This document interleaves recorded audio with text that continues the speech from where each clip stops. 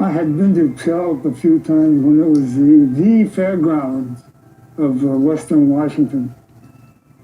Little did I know that I would replace the pigs and the cows and that type of stuff, you know, because they restructured the fairgrounds and the parking lots into these temporary hovels.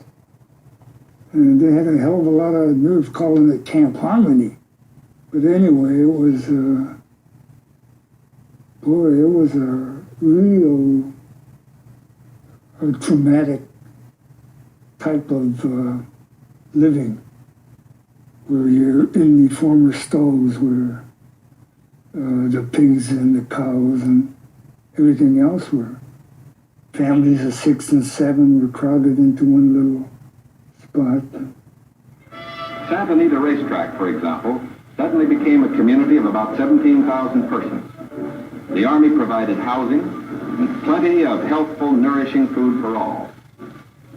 The government painted a rosy picture of these detention centers and downplayed the prison-like conditions, calling imprisoned people evacuees, residents, and even colonists.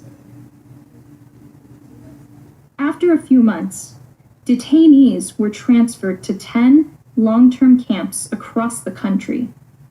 These were in remote areas on unused desert or swampland.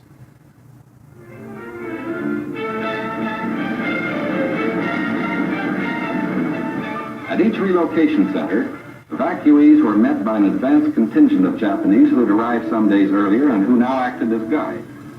Officially, they were called relocation centers, but many, including President Roosevelt, commonly called them concentration camps. You know, we had this chain link fence all around the camp.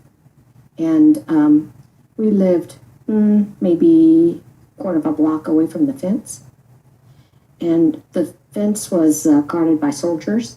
They walked back and forth with their guns on their shoulders. I went up to the fence and I heard a rustling in the grass. I really was kind of wistful for what was outside the fence and thinking, you know, I used to be able to do that. Then there was a snake that was rustling around in the grass. I saw it and I put my foot out like this, and it must have frightened him because it wiggled right underneath the fence. And I thought, oh, that garter snake has a lot more freedom than I have. It can go under the fence and go away. I can't do that. Relocation centers are not normal and probably never can be. Home life is disrupted. Although government films acknowledged that life was not ideal, they never addressed the injustice of the camps.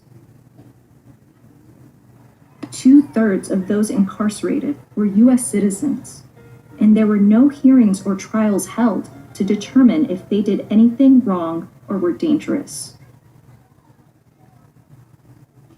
I just felt that all this liberty and crap was all crap.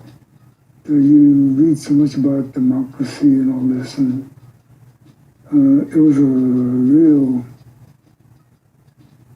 eye-opener to see what could happen to citizens and what does citizenship mean.